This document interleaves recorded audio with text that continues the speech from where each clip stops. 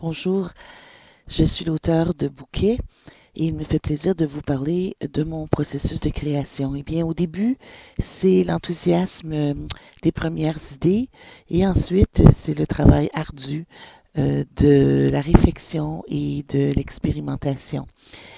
Dans ce projet-ci, il y a deux défis, celui du matériau parce que si c'est pesant, ça coûte cher quand on poste à Poste Canada. Donc, comme céramiste, c'était un pensez-y bien. Et ensuite, cette idée de transmettre le thème, à savoir, veut-on vraiment s'affranchir de cette façon de communiquer entre nous? Alors voilà, ma première idée, c'en était une qui portait sur la céramique. Alors, je viens de terminer le couvercle, c'est-à-dire que je viens d'y faire une petite poignée. Voici, une petite poignée que voici. Et ça va aller sur le bol qui se trouve là. Et ça devrait, ce couvercle-là, devrait bien faire sur l'ouverture de ce bol pour en faire une casserole. Alors voilà. Donc quand j'ai tournassé le couvercle, j'ai eu en conséquence ces petites lisières de glaise. J'ai enlevé ça à l'aide de cet instrument qui s'appelle une mirette.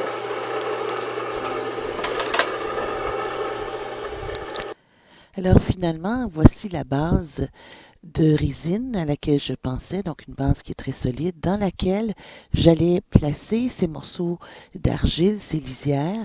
Elles allaient flotter dans l'espace et elles allaient démontrer la fébrilité sur le plan des communications. Et voilà, cette idée-là, je l'ai trouvée très intéressante, sauf que sur le plan technique, c'était très difficile à réaliser et je l'ai donc mise de côté.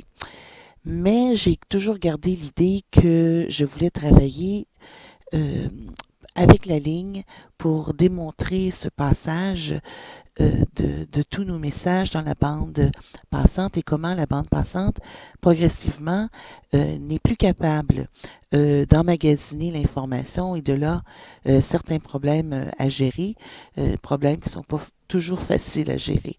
Alors voilà, le dessin le montre assez bien. Je suis allée sur les entrefaites en voyage et j'ai vu cette merveilleuse collection des œuvres de Fernand Léger dans une petite ville qui s'appelle Biote, tout près de Cannes, sur la Côte d'Azur en France. Et vous voyez ici le site idyllique d'où se trouve ce musée. D'ailleurs, je vous le recommande fortement. Très, très belle collection.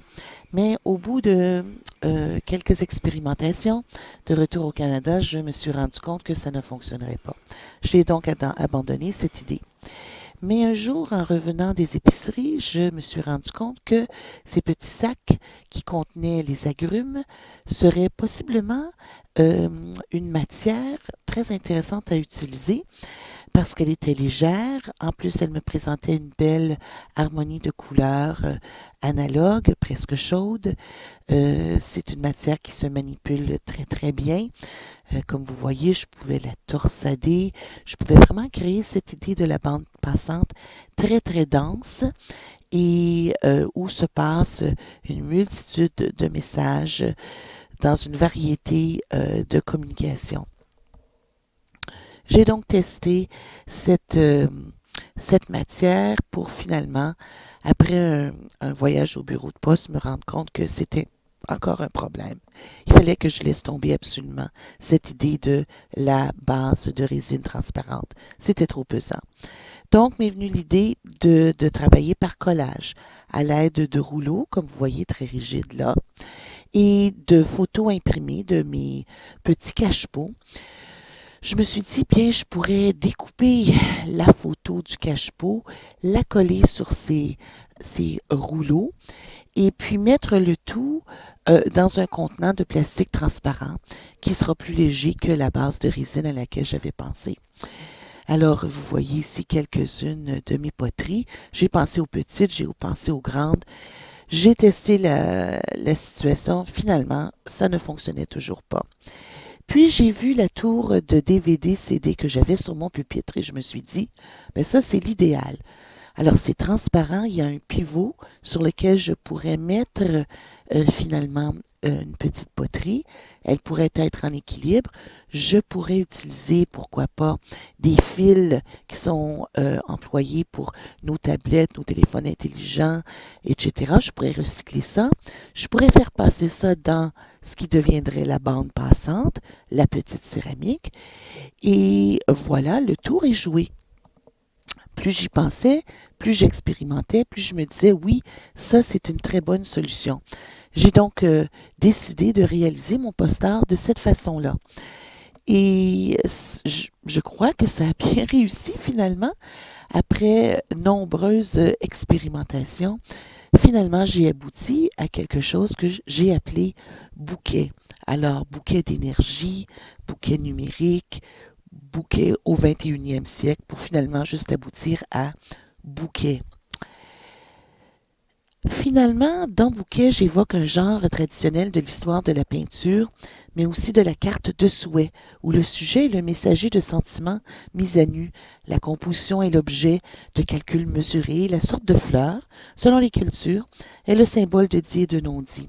Ici, les fils ondulants et colorés ont transformé la tige et les feuilles, le vase perforé fait office de base passante, plutôt de bande passante, le nerf de la guerre en matière de transmission numérique et une variété de formes clés USB, prises pour téléphone intelligent, tablettes et ordinateurs incarnent la corolle et le pistil, les principaux attraits de la fleur.